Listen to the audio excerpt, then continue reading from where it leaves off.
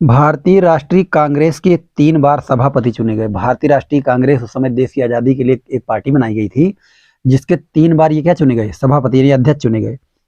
राजेंद्र बाबू सन 1946 एवं 1947 में भारत के पहले मंत्रिमंडल में कृषि एवं खाद्य मंत्री रहे। जो मंत्रियों की मंडली बनी, मंत्रिमंडल मतलब मंत्रियों की मंडली, उस मंडली में कौन से मंत्री थे, कृषि एवं खाद्य मंत्री थे। आप 26 जनवरी 1950 से 14 मई 1962 देश के राष्ट्रपति रहे। राजेंद्र प्रसाद क्या थे, 26 जनवरी 1950 से 14 मई 1962 तक क्या रहे, देश के राष्ट्रपति। 1962 ईस्वी में इन्हें भारत की सर्वोच्च उपाधि भारत रत्न से अलंकृत किया गया। अलंकृत मतलब सुशोभित किया गया। अलंकृत मतलब क्या किया गया, सुशोभित किया गया इनको 1962 में भारत रत्न से। वाह, सत्यनिष्ठा, ईमानदारी, निर्भीकता, देशभक्ति, साधुता, वाह कितने गुण थे। सत्यनिष्ठा थी, ईमानदारी थी, निर्भीकता थी, देशभक्ति थी, साधुता, साधु वाले गुण थे इनके अंदर। और सादगी इनके रोम रोम में क्या थी, व्याप्त थी, इनके रोम रोम में व्याप्त थी। राजेंद्र बाबू की मृत्यु 28 फरवरी सन 1963 को हो गई। बताओ, 1884 को जन्म, 1963 में इनकी क्या हो गई, मृत्यु हो गई। अब इनके थोड़ा सा साहित्यिक परिचय में आ जाओ, क्या क्या इन्होंने किया था। डॉक्टर राजेंद्र प्रसाद एक कुशल लेखक भी थे। ये क्या थे, कुशल लेखक थे। सामाजिक, शैक्षिक एवं सांस्कृतिक, सामाजिक, शैक्षिक एवं सांस्कृतिक, सामाजिक जानते हो समाज, शैक्षिक मतलब एजुकेशन, और सांस्कृतिक मतलब रहन सहन, विषयों पर इनके लेख बराबर निकलते रहते थे। ये 3 सब्जेक्ट पर बहुत लिखते थे, समाज पर लिखते थे, शिक्षा पर लिखते थे और संस्कृति पर। हिंदी साहित्य सम्मेलन के सभापति पद को भी इन्होंने सुशोभित किया। इनको हिंदी साहित्य सम्मेलन का क्या अध्यक्ष बनाया गया था, देख लो। एक ही आदमी कितने तीर मारते थे पहले।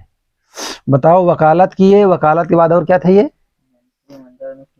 ये बताओ। मंत्रिमंडल में कृषि एवं खाद्य मंत्री थे, भारत रत्न की उपाधि दी गई, और बताओ 3 बार भारतीय राष्ट्रीय कांग्रेस के अध्यक्ष चुने गए।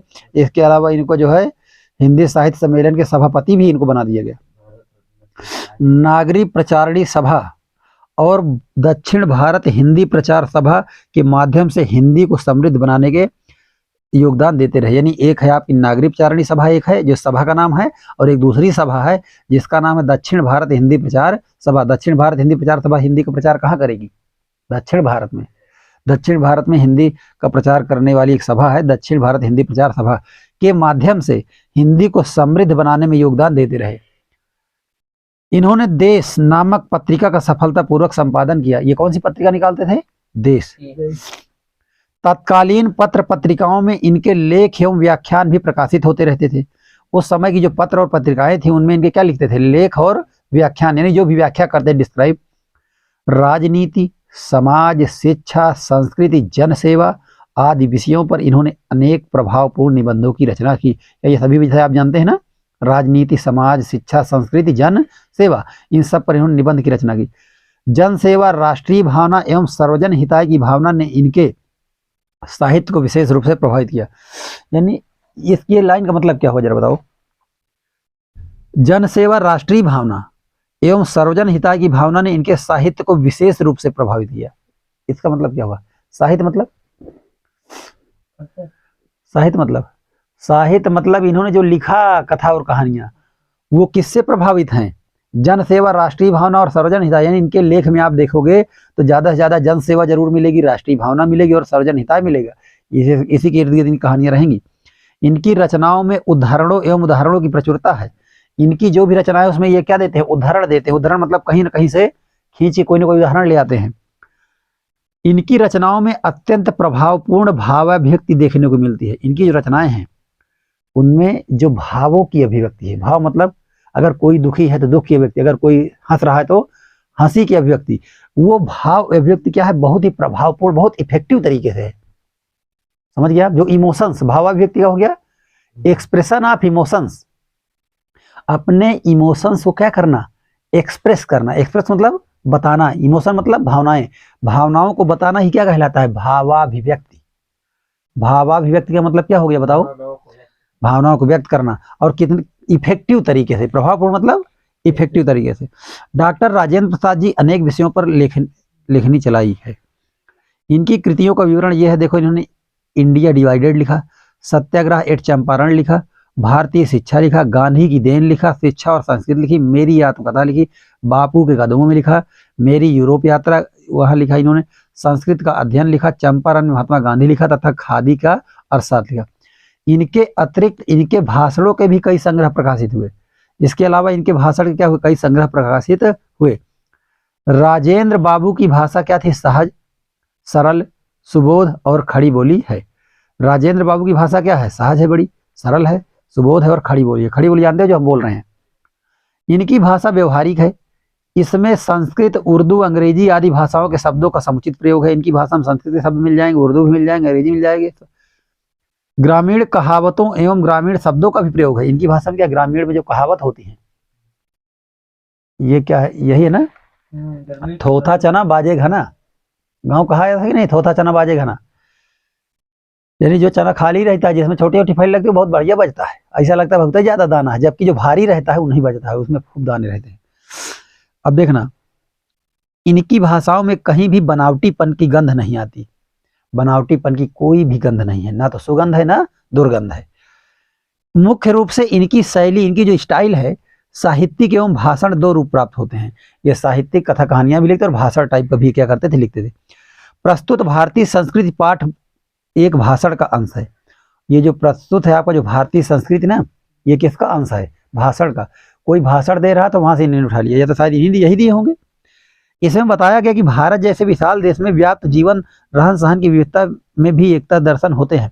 इन्होंने बताया कि भारत इतना बड़ा विशाल देश है, यहाँ रहन सहन की विविधता में भी क्या होता है, एकता का दर्शन होता है। विभिन्न भाषा, जाति व धर्म की मड़ियों को, मड़ी मतलब जानते हैं, मोती, माला बनाते हैं, माला की एक एक मोती क्या है, एक एक मड़ी है। विभिन्न भाषा, जाति, धर्म की मड़ियों को एक सूत्र में पिरो कर रखने वाली हमारी भारतीय संस्कृति क्या है, विशिष्ट है। जिस तरह से एक माला में विभिन्न मोतियों को पिरो करके एक माला बना दी जाती है, उस तरह हमारे देश में विभिन्न जाति, धर्म और ये संस्कृत के लोग मिल करके क्या है, एक भारत को क्या कर रहे हैं, पिरो रहे हैं। पिरोना जानते हो, जैसे रस्सी बरते हैं ना, इसे कहेंगे रस्सी बर रहे हैं, उसको पिरोना कहते हैं। क्या कहते हैं, पिरोना। हाँ, ये सब यही पिरोना शब्द है। तो इसको तो पढ़े थे क्या यार हम लोग, कुछ दूर तक नहीं पढ़े थे। अच्छा, आप लोग को नहीं पढ़ाए थे, ये किसी को हम लोग पढ़ाए थे, ये मैंने किसी को पढ़ाया था। हाँ चलो, इसको आज हम लोग शुरू करते हैं। भारतीय संस्कृति, in English you can say Indian culture. What you can say, Indian culture. आप राजेंद्र प्रसाद जी के बारे में बाकी चीजें पढ़ लेंगे, मैं कहानी पे आता हूं। कोई विदेशी जो भारत से बिल्कुल अपरिचित हो, यानी कोई ऐसा आदमी जो भारत को बिल्कुल ना जानता हो, एक छोर से दूसरे छोर तक सफर करे। जैसे मान लो कोई ऐसा आदमी जो कभी भारत को ना सुना हो, उसको उठा करके ले आओ और सीधा जम्मू कश्मीर से यात्रा करा दो, कहाँ तक की, कन्याकुमारी तक। एक छोर से दूसरा छोर होगा, एक छोर से दूसरे छोर तक सफर करे तो उसको इस देश में इतनी विविधताएं देखने को मिलेंगी, वह कह उठेगा यह एक देश नहीं बल्कि कई देशों क्या है, समूह है। वो देखेगा, कहेगा भैया ये बताओ, जम्मू कश्मीर में तो जो है डल झील है, और यहाँ के लोग तो बढ़िया जो है दूसरे टाइप का पहनावा है। एमपी चले जाओ दूसरे टाइप का पहनावा, उत्तर प्रदेश अलग टाइप का पहनावा, देखो तो उधर बर्फ गिरती है, बीच में चले जाओ तो पठार है, तमिलनाडु तरफ चले जाओ तो एकदम जो है सांवले यानी ब्लैक टाइप के लोग मिलेंगे, ऊपर चले जाओ तो एकदम गोरे लोग मिलेंगे। मतलब उसको लगे यार ये एक देश है कि अलग अलग देश, सब अलग देश है। जो एक दूसरे से बहुत सारी बातों में, विशेषकर ऐसी बातों में जो आसानी से आंखों के सामने नहीं आती, बिल्कुल भिन्न है। यानी जो एक दूसरे से क्या है, बिल्कुल तरह से भिन्न है। और बहुत सारी ऐसी बातें हैं जो कभी सामने भी नहीं आती, उनमें भी भिन्न है, जो हमें दिखता नहीं। हमें ऐसा लगता है कि यार सब एक है, लेकिन फिर बहुत सारी ऐसी बातें हैं जिनको अभी तक हम लोग नहीं जानते। उन सब बातों में पूरा देश क्या है, भिन्न है। प्राकृतिक विभिन्नताएं भी इतनी हैं, इतने प्रकार की और इतनी गहरी नजर आएंगी जो किसी भी, देखो ये क्या कह रहे हैं, प्राकृतिक विभिन्नताएं क्या होती हैं, प्राकृतिक मतलब झरना, नदी, मैदान, पठार, खेत खलिहान, ये सब क्या है, प्राकृतिक। जीव जंतु, हाँ जंगल। तो ये कह रहा है प्राकृतिक विभिन्नताएं भी इतनी और इतने प्रकार की। पहली चीज तो बहुत ज्यादा है, वो तो प्रकार भी ज्यादा है, मात्रा भी ज्यादा है और प्रकार भी। मात्रा और प्रकार दोनों अंतर समझ ना, क्या क्या ज्यादा, देखो जैसे मान लो कि आप यहाँ खाने के अलग अलग प्रकार ले लो, एक पुलाव बना लिया, एक नॉर्मल चावल बना लिया। अब पता लगा पुलाव वाला चावल है, नॉर्मल चावल भी है, दोनों है। पहले तो देखो प्रकार भी दो हो गए, ऊपर दोनों की मात्रा भी क्या है, अधिक है। तो प्रकार भी अधिक है, मात्रा भी क्या है, अधिक है। वही ये कह रहे हैं कि इनकी विभिन्नताएं भी इतनी इतनी मतलब मात्रा अधिक, इतने प्रकार की मतलब टाइप्स अलग, और इतनी गहरी नजर आएंगी जो किसी भी एक महाद्वीप के अंदर ही नजर आ सकती हैं। यानी इतनी विविधता किसी एक देश के अंदर नहीं होती है, इतनी विविधता किसके अंदर होती है, एक महाद्वीप के अंदर होती है। जबकि हमारे एक ही देश में इतनी बड़ी विविधता है। जैसे अफ्रीका क्या है, एक महाद्वीप है। दक्षिण अफ्रीका क्या है, अफ्रीका क्या है, एक महाद्वीप है। उस अफ्रीका महाद्वीप में कई देश हैं देखो, और जबकि हमारे एक ही देश में बहुत सारी विविधता है। अब आगे देखिएगा, हिमालय की बर्फ से ढकी हुई पहाड़ियां, वाह, हिमालय की बर्फ से ढकी हुई पहाड़ियां कैसे लगती हैं, एकदम व्हाइट पहाड़ लगते हैं। एक छोर पर मिलेंगी और जैसे जैसे वह दक्षिण की ओर बढ़ेगा, कौन बढ़ेगा, वही व्यक्ति जो वह अपरिचित व्यक्ति जिसको हम लेकर शुरू किए थे, उसी के बारे में बातचीत हो रही है। जैसे जैसे वह दक्षिण की ओर बढ़ेगा, दक्षिण मतलब दक्षिण, जमुना, गंगा, ब्रह्मपुत्र से प्लावित मतलब सिंचित, गंगा जमुना ब्रह्मपुत्र से सिंचित समतलों को छोड़कर, पहले समतल मिलेगा, पहले उसे क्या मिलेगा, गंगा जमुना ब्रह्मपुत्र का समतल मतलब गंगा जमुना ब्रह्मपुत्र का मैदान मिलेगा। ये उत्तर प्रदेश, पंजाब, हरियाणा के पास, ठीक है। फिर क्या मिलेगा, विंध्य की पहाड़ियां, अरावली पहाड़ियां, सतपुड़ा की पहाड़ियां, सह्याद्री की पहाड़ियां, नीलगिरी की पहाड़ियां। ये सब कहाँ मिलेगा, ये कहलाता है मध्य का पठार, और उसके बाद मिल जाएगा दक्षिण का पठार। जैसे विंध्य, अरावली, सतपुड़ा तक क्या होगा, मध्य का पठार, उसके बाद सह्याद्री और नीलगिरी दक्षिण का पठार। आप मैप, दिमाग में मैप बन रहा है, भारत का मानचित्र बन रहा है कि नहीं, देखो इधर सीधा देखो, जैसे ऊपर, इधर ऊपर क्या है, जम्मू कश्मीर, नीचे आओगे गंगा जमुना ब्रह्मपुत्र, तीनों का मैदान, इधर साइड में, इस साइड क्या हो जाएगा ऐसे, उत्तर प्रदेश। नीचे आओगे एमपी से क्या शुरू हो जाता है, विंध्य की पहाड़ियां, सतपुड़ा की पहाड़ियां, ये दोनों मध्य पठार में आती हैं। मध्य के नीचे चले जाओ तो दक्षिण के पठार में सह्याद्री, नीलगिरी पहाड़ी, सब कहाँ मिल जाती है, नीचे। तो एक तरह देखो, बताओ, ऊपर हिमालय है, पहाड़, बीच में आए तो गंगा जमुना का समतल, प्लावित सिंचित मैदान, और फिर उसके बाद पठार। तो पहाड़, मैदान, पठार, किस तरह से बताओ कितनी विविधता, 3 विविधता ऐसे हो गई। आगे देखो, और बीच समतल हिस्से रंग बिखरने देखने में आए। बीच में क्या होगा, समतल हिस्से रंग बिखर, कहीं कहीं समतल हिस्से रंग बिरंगे, जैसे नीलगिरी पहाड़ी चले जाओ तो बड़ा बढ़िया उद्यान मिलता है, जंगल मिलते हैं, रंग बिरंगे देखने में आएंगे। पश्चिम से पूर्व तक जाने में भी, पश्चिम से पूर्व चले जाओ, पश्चिम से पूर्व किधर जाओगे बताओ, कौन कौन से राज्य से लेकर कहां तक, पश्चिम से पूर्व। भारत के पश्चिम में कौन है, गुजरात, महाराष्ट्र। यहां से पूर्व तक चले जाओ, सबसे लास्ट में कौन है, आसाम है। बांग्लादेश तो अपना देश छोड़िए, बांग्लादेश अलग देश है। आसाम तक जाओ, बांग्लादेश दूसरा देश है, आसाम तक चले जाओ। कह रहा है पश्चिम से पूर्व तक जाने में भी इसे उसकी विभिन्नताएं देखने को मिलेगी। किसको, अपरिचित को। हिमालय की सर्दी के साथ साथ जो साल में कभी भी मनुष्य को गर्म कपड़ों से और आग से छुटकारा नहीं देती, कौन, हिमालय की सर्दी। मतलब कह रहा है हिमालय की सर्दी साल में कभी भी गर्म कपड़ों से छुटकारा नहीं देती। उसके साथ साथ समतल प्रांतों की जलती हुई लूक, गांव में क्या कहते हैं, लूक, जबकि उसका शुद्ध नाम क्या है, लू। गांव में ये समतल प्रांतों की जलती हुई लू। बताओ हिमालय में क्या पड़ती है, सर्दी, जो कभी भी कपड़ा अलग नहीं, गर्म कपड़े अलग नहीं होने देती। और हिमालय में, यहाँ मैदानी भाग में चलती है, समतलों में लू, यही जहाँ गंगा जमुना ब्रह्मपुत्र का क्षेत्र, यहाँ क्या चलती है, लू।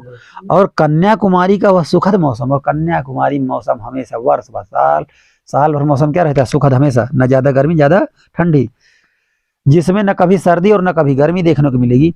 अगर असम की पहाड़ियों में वर्ष में 300 इंच वर्षा मिलेगी, असम की पहाड़ी में क्या मिलती है, वर्ष भर में 300 इंच, मतलब कुछ एक समय होता है कि इतने समय तक वर्षा हो, 300 इंच पानी भर जाएगा। तो जैसलमेर की तप्त भूमि भी मिलेगी। जैसलमेर कहाँ है, राजस्थान में। असम में 300 इंच वर्षा, और जैसलमेर बिल्कुल नहीं, एकदम मरुस्थल रेगिस्तान, राजस्थान मिलेगा तप्त भूमि। तो बताओ उल्टा है। जहां साल में 2-4 इंच भी वर्षा नहीं होती, बताओ असम में 300 इंच वर्षा और जैसलमेर में 2-3 इंच नहीं होता। कोई ऐसा अन्न नहीं है जो यहाँ उत्पन्न न किया जा सके। देखो सब पूरी विविधता है, कार्य कोई ऐसा अन्न है जो यहाँ ना मिले। असम में भारत की बात हो रही भैया। एक बात बताओ, यहाँ कभी भावनाओं में बह गया कि नहीं? इसको कहते हैं भावनाओं में बह जाना। लेखक कभी नहीं, कौन है ये? लेखक है। कह रहे यहाँ कोई ऐसा अन्न नहीं जो यहाँ नहीं मिले। हो सकता है एक दो अनाज कोई दूसरे देश में मिलते हो, कहने का मतलब अधिकतर अनाज मिल जाते हैं, इसलिए हम लोग भावनाओं में बह के लिख देते हैं। कोई ऐसा फल नहीं जो यहाँ पैदा नहीं किया जा सके।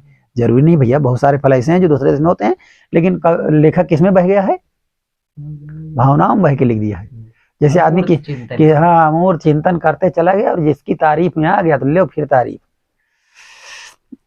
शब्दों कमाल है। जो यहाँ पैदा ना किया जा सके, कोई ऐसा फल नहीं, कोई ऐसा खनिज पदार्थ नहीं जो यहाँ के भूगर्भ में न पाया जाता हो। बताओ, खनिज मतलब जो खन के निकाला जाए, कोई ऐसा खनिज नहीं है। अब बताओ, बहुत सारे खनिज हैं जो हम विदेशों से मंगाते हैं, बहुत सारे विदेश वाले खनिज मंगाते हैं, लेकिन वो भूगोल में हम लोग पहुंच जाएंगे। उस समय कहानी लिखे तो उस समय के हिसाब से नहीं, उस समय के हिसाब से नहीं, ये हर समय के हिसाब से लिख रहे हैं। बस ये कि हम लोग जब किसी अपने देश के अंदर गर्व की भावना करते हैं ना, हम कहते हैं हाँ हाँ ठीक है हमारे यहाँ सब है, चलो जाओ पढ़ो, कोई जरूरत नहीं। तो वही चीज है, हम भारतीय तो उसमें लिख दिए हैं ये भावना में कि ठीक है, तो हम लोग ऐसा मान सकते हैं, मान लो 80% चीजें मिल रही तो जो यहाँ के भूगर्भ में ना पाए। भू मतलब पृथ्वी, गर्भ मतलब गर्भ, पृथ्वी के गर्भ में न पाया जाता हो। ये बताओ, ये बिल्कुल भूगर्भ। गर्भ मतलब जानते हो ना, गर्भ माने क्या होता है? जैसे माँ का गर्भ होता है, माँ के गर्भ में कौन पाया जाता है? माँ के गर्भ में बच्चे पाए जाते हैं। लेकिन भूगर्भ में क्या पाया जाता है? पृथ्वी के गर्भ में खनिज पाया जाता है। ना कोई ऐसा वृक्ष अथवा जानवर है जो यहाँ फैले हुए जंगलों में ना मिले। कहा कोई ऐसा जानवर नहीं जो जंगल में सभी मिलते हैं। तो लेकिन ये है कि लिखा गया है, तो आप लोग मान लीजिए देशभक्ति में। यदि इस सिद्धांत को देखना हो कि आब हवा का असर इंसान के रहन सहन, अच्छा एक सिद्धांत है, उस सिद्धांत को बोलते हैं आबो हवा। आदमी कहेंगे ना, कहे कि जैसे कोई रिश्तेदारी से आता है कहीं से, जब यहाँ आ जाता है ना तो यहाँ की उसकी हवा लग जाती है, कहेंगे ओहो इसको तो हवा ही लग गई यहाँ की, यहाँ एकदम देसी हो जाता है। तो इसको बोलते हैं आबो हवा। क्या बोलते हैं? आबो। कहीं यहाँ की आबो हवा लग गई। तो एक सिद्धांत होता है कि आदमी जहाँ जाता है वहां उसकी क्या लग जाती है? आबो हवा। फिर आदमी वही जैसा रह बन जाता है। कह रहा है अगर यदि इस सिद्धांत को देखना हो कि आब हवा का असर इंसान के रहन सहन, खान पान, वेशभूषा और शरीर मस्तिष्क पर पड़ता है, तो इसका जीता जागता सबूत भारत में है। यानी आबो हवा का असर किस में पड़ता है बताओ? आबो हवा मतलब वातावरण का, माहौल का, इन्वायरमेंट का। इसका असर किस में पड़ता है? रहन सहन में पड़ता है, खान पान में पड़ता है, वेशभूषा में पड़ता है, शरीर और दिमाग पर पड़ता है। बिल्कुल पड़ता है। पहाड़ी लोग की हाइट क्या हो जाती है? छोटी हो जाती है। ये बताओ, पहाड़ी लोगों की हाइट क्या होती है? छोटी होती है। पहाड़ी लोगों की हाइट क्या होती है? छोटी होती है। देख लो। हाँ हाँ, यही सब कारण है। तो आप ये सोचो कि आबो हवा का असर पड़ता है कि नहीं? आबो हवा मतलब वातावरण का, उनका रहन सहन अलग है, तो आबो हवा से रहन सहन भी अलग हो जाता है। मस्तिष्क और शरीर पर प्रभाव पड़ता है, दिमाग पर भी प्रभाव पड़ता है, वेशभूषा, खान पान बदल जाता है। केरल की तरफ चले जाओ, नारियल पानी आपको नाश्ते में पानी पीने को मिल जाएगा, हमारे यहाँ खरीद कर खाएंगे। वहां पे चले जाओ, आपको रोटी कम मिलेगी, आपको हर आइटम चावल का मिलेगा, एक लेमन राइस मिलेगा, एक पूड़ी ओगरे मिलेगा, ऐसे करके इमली राइस, 3 तरह के चावल मिलेंगे आपको। तीनों जो है परोस देंगे 2-2 चम्मच, तीनों खाइए। सामने एक कटोरे में नारियल की चटनी मिलेगी, केले के पत्ते में बढ़िया खाना मिलेगा। बड़ा आनंद, मुझे तो बहुत अच्छा लगा। साउथ इंडियन खाना मुझे बहुत अच्छा लगा था, मुझे तो बहुत अच्छा लगा था यार। समझ लो मेरा हाथ क्यों दर्द कर रहा है यार, पता नहीं क्यों दर्द कर रहा है हाथ। चलो कोई बात नहीं भैया, और आगे पढ़ते हैं फिर।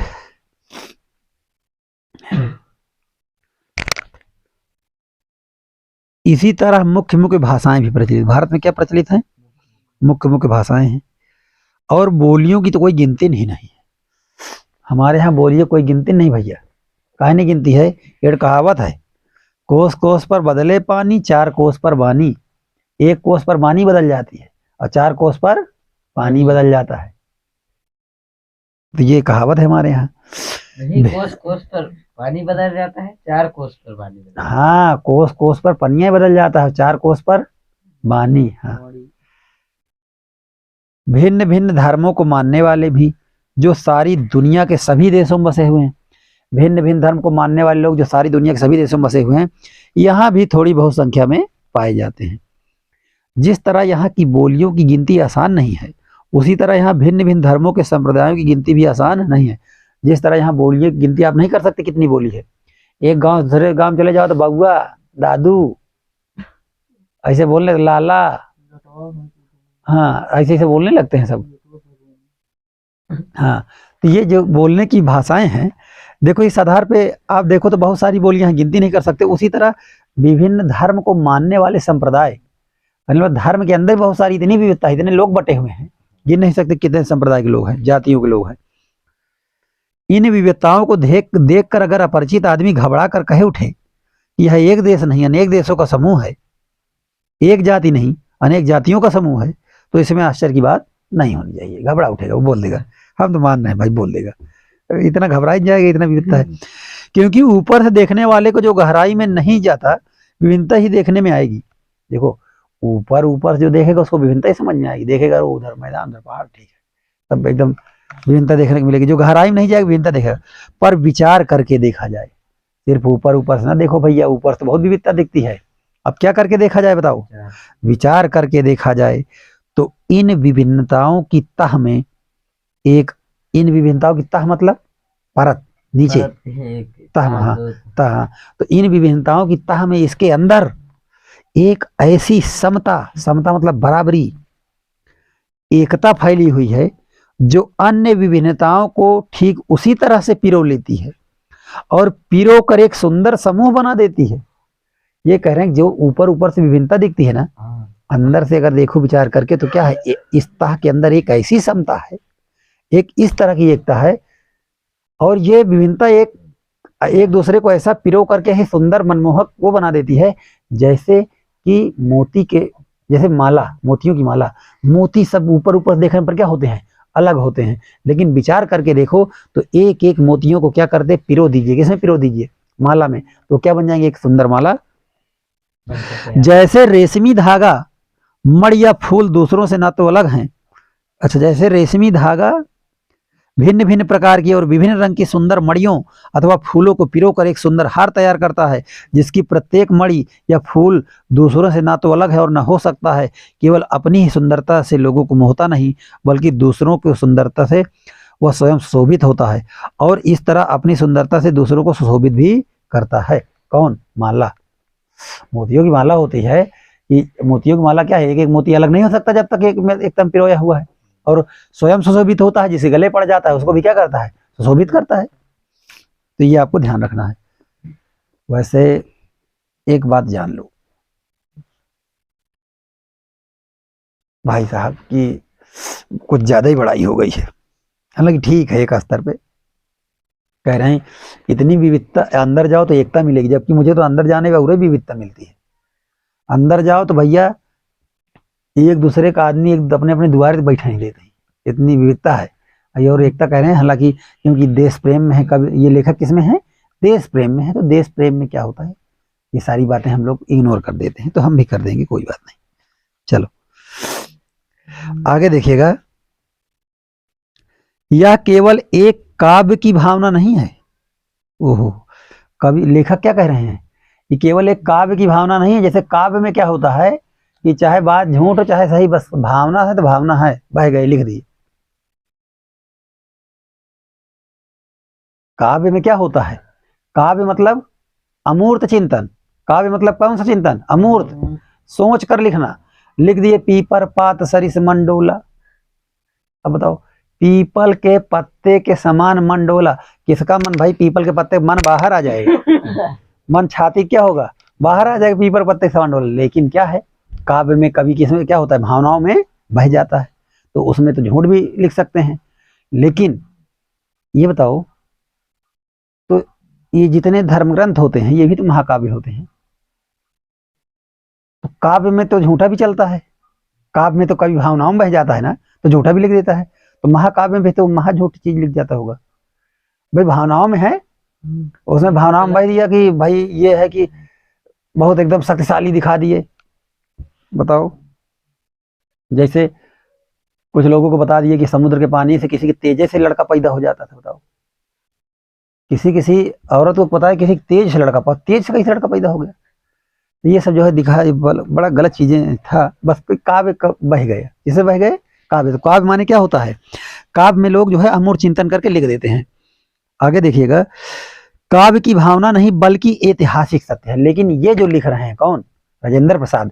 ये कह रहे हैं भैया मैं काव्य की भावना से नहीं लिख रहा हूँ, मैं किससे लिख रहा हूँ? ऐतिहासिक सत्य है ये एकदम दिख रहा है। आगे देखिएगा, जो हजारों वर्षों से अलग अलग अस्तित्व रखते हुए, हजारों साल से इनका क्या था? अलग अलग अस्तित्व था। अस्तित्व मतलब रहना, जीवित रहना, वो अस्तित्व होता है। अलग अलग अस्तित्व था। अनेकानेक जल प्रपातों और प्रवाहों, जल प्रपात जानते हैं, जहां से झरना जो गिरता है, पानी पहाड़ से गिरने लगे तो, और प्रवाहों का संगम स्थल बनकर, और जल प्रपात और प्रवाह मतलब नदी का संगम स्थल बनकर एक प्रकांड और प्रगाढ़, प्रकांड मतलब बहुत ही महत्वपूर्ण, बहुत अधिक, जैसे एक प्रकांड विद्वान होते हैं, एक विद्वान एक प्रकांड विद्वान, प्रगाढ़ समुद्र के रूप में भारत में व्याप्त है। भारत में क्या व्याप्त है? विविधता में एकता। किस तरह से? जैसे कि सभी जलप्रपात और नदियां मिलकर क्या करती हैं? संगम स्थल बनाती हैं। उस तरह से सारी विविधताएं मिलकर क्या करती हैं? एक संगम स्थल बनाती हैं, जिसे भारतीय संस्कृति का नाम दे सकते हैं। भारतीय संस्कृति क्या है? हाँ, भारतीय संस्कृति है, भारत में हजारों वर्षों से अलग अलग विविधताएं एक प्रगाढ़ समुद्र के रूप में क्या है? व्याप्त हैं, जिसे हम भारतीय संस्कृति कह सकते हैं। इन अलग अलग नदियों के उद्गम भिन्न हो सकते हैं और रहे हैं। जो नदियां थी जिनका अभी मैंने बताया, इनके निकलने का स्थान क्या हो सकता है? अलग अलग। कौन सी नदियां? यही जो जलप्रपातों से होकर के क्या बनाती हैं? संगम स्थल बनाती हैं। नदियों के उद्गम स्थान, उद्गम मतलब जहां निकलते हैं, उद्गम स्थान भिन्न भिन्न हो सकते हैं और रहे भी हैं। इनकी धाराएं भी अलग अलग बही हैं, धारा भी अलग अलग बह सकती हैं, और प्रदेश के अनुसार भिन्न भिन्न प्रकार के अन्न और फल फूल पैदा करती रही हैं। और नदियां क्या करती हैं? जिस प्रदेश में जाएंगी उस प्रदेश का अलग फल फूल क्या करेंगी? उत्पन्न करेंगी। पर सब एक ही शुद्ध, सुंदर, स्वस्थ और शीतल जल बहता है। लेकिन देखो, भले अलग फल फूल पैदा करें, भले सब अलग अलग प्रदेशों से होकर गुजरें, लेकिन सभी में जल कैसा बहता है? एक ही प्रकार का शीतल जल बहता है सब नदियों में। उसी तरह से भारत में क्या है? विविधता में एकता है। और प्रदेश ये लिखा है, वे उद्गम और संगम में एक ही हो जाता है। जहां से निकलती हैं वो उद्गम भी क्या है? एक है, और जहां खत्म होती हैं वो भी क्या हो जाता है? एक। उसी तरह से भारत में जहां से विविधताएं शुरू होती हैं और अंत में वहीं पर विविधताएं क्या होती हैं? खत्म भी हो जाती है। ये बात चलो ठीक ही लगती है। संगम स्थल में खत्म हो जाती है। हाँ, समुद्र में संगम होता है सबका। खैर, एक संगम तो यहाँ दो नदी, यहाँ तो दो नदियों का संगम है, गंगा जमुना का। समुद्र में अधिकतर सारी नदियां क्या होती हैं? मिल जाती हैं। आज हम इसी निर्मल शुद्ध शीतल और स्वस्थ अमृत की तलाश में। आज हम किसकी तलाश में हैं? निर्मल शुद्ध शीतल और स्वस्थ अमृत। और हमारी इच्छा, अभिलाषा और प्रयत्न यह है, मतलब हमारी इच्छा जो हो गई, अभिलाषा इच्छा पर्यायवाची है, और प्रयत्न और हमारा प्रयास यह है कि वह इन सभी अलग अलग बहती हुई नदियों में भी अभी भी उसी तरह बहता रहे। क्या बहता रहे? विविधता। और इनको वह अमृत देता रहे जो जमाने के हजारों थपेड़ों को बर्दाश्त करता हुआ भी आज हमारे अस्तित्व को कायम रखे हुए। यानी जो भारतीय संस्कृति है, इस भारतीय संस्कृति पर लगातार जमानों के क्या पड़े? थपेड़े पड़े हैं। लगातार इस भारतीय संस्कृति पर क्या हुआ है? आक्रमण हुआ है। कभी मुगलों का हुआ, कभी अंग्रेजों का हुआ, और बहुत सारे लोगों ने क्या किया? भारतीय संस्कृति पर आक्रमण किया। और वो जो आक्रमण इन्होंने सहा, वो क्या? वही को बोला गया थपेड़े। जैसे हवा के थपेड़े लगते हैं ना, एक बार बैठे थे, अचानक ठंडी हवा चली, कांप गए, फिर एक थपेड़ आया, एक थोड़ी देर बाद हवा शांत हो जाती है, फिर एक झोंका आता, फिर एक बार पेड़ नहीं थोड़ी बड़ी तेजी सर से हिल जाते हैं, फिर कुछ देर शांत हो जाएंगे, फिर आता है, तो वो थपेड़े आ रहे हैं। थपेड़े से बना है क्या? थपाना। हाँ हाँ वही है, थप थप बारी बारी से कर रहे हो। हाँ। तो वो हो गया, थपेड़े को बर्दाश्त करता हुआ आज भी हमारे अस्तित्व को कायम रखे हुए है और रखेगा, जैसा कि हमारे कवि इकबाल कह गए हैं। हमारे कवि थे, कवि का नाम क्या था? इकबाल। राजेंद्र प्रसाद जी कहते हैं कि देखो कि कवि इकबाल ने क्या कहा है भैया, बाकी मगर है अब तक नामो निशा हमारा। वैसे मेरी राग अच्छी नहीं है पर गा देता है। कुछ बात है कि हस्ती मिटती नहीं हमारी, सदियों रहा है दुश्मन दौरे जमा हमारा। बाकी मगर है अब तक नामो निशा हमारा। इकबाल जी कहते हैं कि अभी तक हमारा नामो निशान क्या है? बाकी है, कोई मिटा नहीं सका इसको। कुछ बात है कि हस्ती मिटती नहीं हमारी, कि हमारी हस्ती कोई मिटा नहीं पाया, हमारा नामो निशा अभी तक जिंदा है, सदियों रहा है दुश्मन दौरे जमा हमारा। हमारा जो जमाना था वो हमारा सदियों से क्या रहा है? दुश्मन रहा है, लेकिन कुछ तो हमें ऐसी बात है कि हमारी हस्ती आज तक वो मिटा नहीं पाया और हमारा नामो निशा आज तक क्या है? भी बाकी है। यह एक नैतिक और आध्यात्मिक स्रोत है। कौन स्रोत है? नैतिक है। कौन? भारतीय संस्कृति। भारतीय संस्कृति क्या है? एक नैतिक और आध्यात्मिक स्रोत है। नैतिक और आध्यात्मिक जानते हैं? नैतिक का मतलब होता है सही गलत का ज्ञान, और आध्यात्मिक मतलब होता है, आध्यात्मिक का मतलब होता है कि थोड़ा सा भक्ति भाव, ईश्वर पर विश्वास, ठीक है ना? तो यह नैतिक और आध्यात्मिक स्रोत है भारतीय संस्कृति, जो अनंत काल से प्रत्यक्ष, डायरेक्ट या अप्रत्यक्ष या इनडायरेक्ट रूप से संपूर्ण देश में बहता रहा है। जो भारतीय संस्कृति है ये अनंत काल से संपूर्ण देश में क्या हो रही है? डायरेक्ट और इनडायरेक्ट रूप से क्या हो रही है? बह रही है, और कभी कभी मूर्त रूप होकर हमारे सामने आता रहा है, और कभी कभी मूर्त रूप में भारतीय संस्कृति हमारे क्या जाती है? सामने। यह हमारा सौभाग्य रहा है कि हमने ऐसे ही एक मूर्त रूप को अपने बीच चलते फिरते हंसते रोते भी देखा है, और जिसने अमृत की याद दिलाकर हमारी सूखी हड्डियों में नई मज्जा डाल हमारे मृत पाए शरीर में नए प्राण फूके और मुरझाए हुए दिलों को फिर खिला दिया। देखो, आपको बता दें, हमारा सौभाग्य रहा है कि जो हमारी भारतीय संस्कृति है इसका मूर्त रूप हमें देखने को मिल गया था। हमारी भारतीय संस्कृति का मूर्त रूप हमें देखने को मिला, जबकि इस बार संस्कृति क्या होती है? रहन सहन अमूर्त होता है। उसको आप ये नहीं कह सकते कि देखो ये हाँ भाई, अगर किसी का रहन सहन क्या है, जैसे मैं ये कह दूं कि तुम कौन सी भाषा बोल रहे हो? हिंदी। अब हिंदी मूर्त है क्या? मूर्त है। मूर्त। अब हिंदी कहीं उड़ती हुई थोड़ी दिखती जा रही है, ये हिंदी जा रही है, अमूर्त है ना, हम लोग बोल रहे हैं। अमूर्त वो होता है कि जो वस्तुओं में ना आकार आ सके। जैसे एक शब्द होता है, एक शब्द होता है प्रेम। अब जैसे ये कह दे कि भाई मैं अपने बड़े भाई से प्रेम करता हूँ, अब प्रेम कैसा शब्द है? मूर्त है क्या? मूर्त है। प्रेम की कोई मूर्ति थोड़ी होती है, प्रेम तो अमूर्त शब्द है ना। अब ऐसे थोड़ी कि ये एक मूर्ति से कह दी ये प्रेम जा रहा है, ये देखो, मैं ऐसे ये हाथ में लेके ये लो प्रेम, मैं अपने भाई को प्रेम कर रहा हूँ, लो। अब प्रेम कहाँ है? कहीं है? अमूर्त है ना, वो कोई मूर्ति बना के थोड़ी, कोई शब्द थोड़ी है। हाँ, ये किताब है तो किताब क्या है? मूर्त है, ये मूर्त है, ये है, ये ले लो। किताब में इसको पढ़ रहे हैं, इसको पढ़ रहे हो, लेकिन अमूर्त चीजें वस्तु नहीं होती। तो उसी तरह से इन्होंने ये बताया कि हमारा सौभाग्य रहा है कि जो हमारी भारतीय संस्कृति है इसका हमें क्या देखने को मिला? मूर्त रूप देखने को मिला। तो मूर्त रूप कैसे हमने देख लिया भैया? हमने उसको चलते फिरते भी देखा, वो हंसते रोते भी देखा है भारतीय संस्कृति के मूर्त रूप को। भारतीय संस्कृति के मूर्त रूप को हमने चलते फिरते देखा, हंसते रोते भी देखा। कहाँ रो रहा भैया? संसद भवन में। और जिसने अमृत की याद दिला दी, उसने याद दिला दिया भारतीय संस्कृति के मूर्त रूप ने हमें क्या दिला दी? अमृत की याद दिला दी कि अमर भी होया जा सकता है, और हमारी सूखी हड्डियों में नई मज्जा डाल दी। हमारी सूखी हड्डी, हमारी हड्डी सूख रही थी, हम मरे जा रहे थे, उसमें इसने क्या किया? नई मज्जा। मज्जा मतलब था बोन मैरो, जिसके बिना व्यक्ति जीवित नहीं रह सकता। बताओ, वो डाल दी। और हमारे मृत पाए शरीर में नए प्राण फूंक दिए। हमारा शरीर जो मरने कगार पर था, एकदम मरघट पे था, उस पर नया प्राण एकदम फूंक दिया। हम लोग खड़खड़ा के खड़े हो गए, एकदम मरने वाले थे, एकदम ऐसे थे। अचानक तो एकदम जान आ गई। ये किसमें जान आ गई? शरीर में नहीं, भारतीय संस्कृति में किसमें जान आ गई? भारतीय भारतीय संस्कृति में जान आ गई। और भारतीय संस्कृति में जान कहां से आई? भारतीय संस्कृति के मूर्त रूप ने डाल दी। और वो मूर्त रूप क्या था मैं भी बताता हूं तुमको। वह अमृत, सत्य और अहिंसा का है।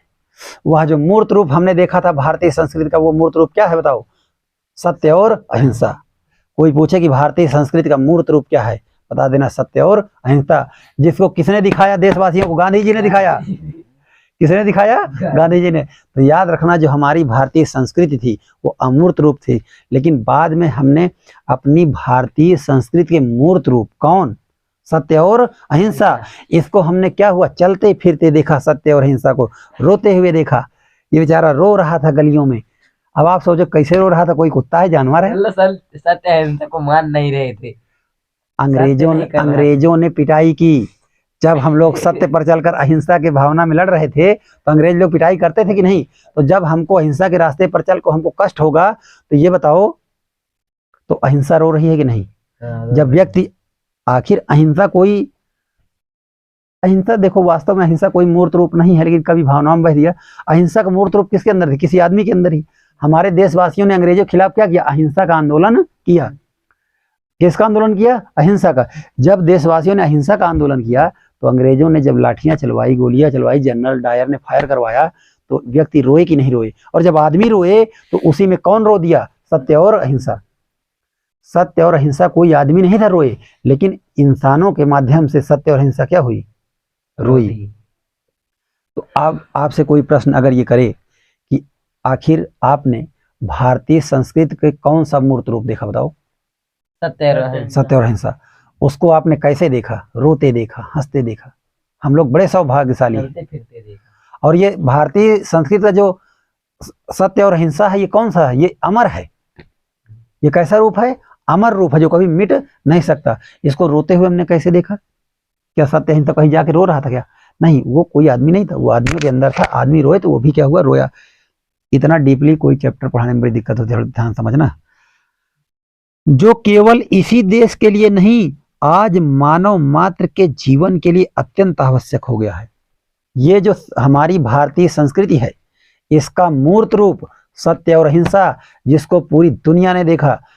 ये सत्य और अहिंसा के कारण, ये सत्य और अहिंसा को चलते फिरते देखा, इसको रोते हुए देखा, हंसते हुए देखा। और ये सत्य और अहिंसा क्या हो चुका है? अमर हो चुका है। सत्य और अहिंसा क्या हो चुका है? अमर हो चुका है। आज सिर्फ भारत के लिए ही जरूरी नहीं है। कौन? यही भारतीय संस्कृति का मूर्त रूप कौन? सत्य और अहिंसा। ये केवल भारत के लिए जरूरी नहीं है, बल्कि मानव मात्र के जीवन के लिए अत्यंत आवश्यक हो। जितने भी मानव हैं इस धरती पर, सबके लिए क्या हो गया? आवश्यक हो गया है। हम इस देश में प्रजातंत्र की स्थापना कर चुके हैं। In our country we have established the democracy. Are you understanding English? When I teach in English, can you understood? Okay. हम इस देश में प्रजातंत्र की स्थापना कर चुके हैं। We have established democracy in our country, जिसका अर्थ है, हुज मीनिंग आर, व्यक्ति की पूर्ण स्वतंत्रता, full liberty of person, full liberty of person, व्यक्ति की पूर्ण स्वतंत्रता जिसमें वह अपना पूरा विकास कर सके। इन विच he could develop himself completely. He could develop himself completely, जिसमें वह अपने आप को क्या करे? पूरी तरह से विकसित कर सके। और साथ ही सामूहिक और सामाजिक एकता भी, जिसमें ये हमने अपने देश में क्या विकसित कर लिया है? लोकतंत्र। और ऐसा लोकतंत्र विकसित कर लिया है जिसमें कोई भी व्यक्ति स्वतंत्र रूप से क्या कर सके? अपने आप का विकास कर सके, और अपना भी विकास कर सके, और साथ साथ में सामाजिक एकता का भी विकास कर सके। ठीक है। व्यक्ति और समाज के बीच में विरोध का आभास होता है। हमेशा देखो तो व्यक्ति और समाज के बीच में क्या होता है? विरोध का आभास होता है। व्यक्ति अपनी उन्नति और विकास चाहता है। व्यक्ति क्या चाहता है बताओ? अपनी उन्नति और विकास चाहता है। और यदि एक की उन्नति और विकास दूसरे की उन्नति और विकास में बाधक हो तो संघर्ष पैदा होता है। आप बताओ, व्यक्ति और समाज में हमेशा क्या होता है? संघर्ष होता है, क्योंकि समाज कुछ और कहता है, व्यक्ति कुछ और करता है। याद रखना। समाज ये चाहता है कि व्यक्ति उसके हिसाब से चले, और समाज के लोगों की दोगलीपंथी मैं बताता हूं तुमको। जानते हो समाज के इतने नालायक लोग हैं। समाज में 4-5 लोग होते हैं अगुआ, कर लेते हैं पंचायत। क्या करते हैं? पंचायत। और 4-5 लोग जो पंचायत कर लेते हैं वो बन जाते हैं समाज के अगुआ, वही बन जाते हैं समाज। फिर कहेंगे फलाने गधेले का देखो हिंता चलत है, फलाने गधेले का देखो हिंता चलत है। और जब उके गधेले वो हिंता चले लागत हैं तो का कही है? कहें रे गधेला, आपन गधेल है, दूसरे गधेल समाज है। आपन गधेल का है? गधेल, और दूसरे गधेल समाज।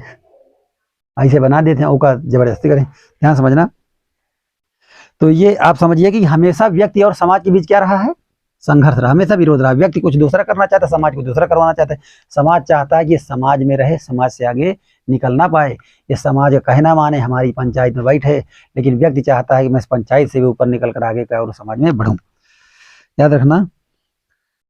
क्या कह रहा है? यदि एक की उन्नति और विकास दूसरे की उन्नति और विकास में बाधक हो तो संघर्ष पैदा होता है। सही बात है। एक की उन्नति और विकास दूसरे की उन्नति और विकास में क्या होगा? बाधक होगा। कैसे बाधक होगा बता दें। जैसे मान लो शहरी लोगों का विकास आदिवासियों की उन्नति और विकास में क्या है? बाधक है। आदिवासी विकास क्या मानते हैं? आदिवासी मानते हैं कि और ज्यादा जंगल लगे और ज्यादा बढ़िया कंदमूल फल खाने को मिले तो हमारा क्या हो रहा है? विकास। और शहरी व्यक्ति चाहता है कि जंगल कटे, वो बने, बांध बने, बिजली आए, कोयला निकाला जाए तो और देश का विकास हो रहा है। तो बताओ, जो शहरी क्षेत्र के लिए विकास है वो ग्रामीणों के लिए क्या है? विनाश है। शहरी क्षेत्र वाले प्रदूषण करते हैं, वो प्रदूषण ग्रामीण क्षेत्रों में फैल रहा है। अरे मनुष्य तो छोड़ो, मनुष्य तो आप छोड़िए। जैसे मान लो कि सरकारी नौकरी है, 1 करोड़ है, समाज में अलग अलग जाति के लोग हैं, संप्रदाय के लोग हैं। अगर एक ही बिरादरी के आदमी सब पूरी सरकारी नौकरी ले लिए तो फिर दूसरा आदमी का तो विनाश हो जाएगा कि नहीं? दूसरी बिरादरी का वो कहाँ जाएगा? तो जो एक की उन्नति है वो दूसरे का क्या है? बाधक। आगे देखिएगा। और संघर्ष तभी दूर हो सकता है जब सबके विकास के पथ क्या हो? अहिंसा के हो। और संघर्ष होगा तो लड़ाई होगी, कट्टा चलेगा, तो गोला बारूद सब चलेगा। लेकिन ये बताओ, ये संघर्ष कब दूर हो सकता है? जब दोनों के पथ क्या हो? अहिंसा के हो। कि भाई चाहे तुम्हारा विनाश हो, चाहे हमारी उन्नति हो, लेकिन हम लोग क्या रहेंगे? अहिंसात्मक रहेंगे, हथियार एक दूसरे के ऊपर नहीं उठाएंगे। हमारी सारी संस्कृति का मूल आधार इसी अहिंसा तत्व पर स्थापित रहा है। ये जो हमारी संस्कृति है इसका मूल आधार क्या रहा है? सबसे बेसिक चीज बताओ। अहिंसा। अहिंसा रही है। जहां जहां हमारे नैतिक सिद्धांतों का वर्णन आया है अहिंसा को ही इसमें मुख्य स्थान दिया गया है। जहां पर भी हमसे पूछा गया कि ये बताओ तुम्हारे अंदर कोई नैतिकता है, तो हम लोगों ने क्या बताया है? बताओ। हमने अहिंसा बताया है। अहिंसा का दूसरा नाम या दूसरा रूप त्याग है। दूसरा नाम क्या है? त्याग।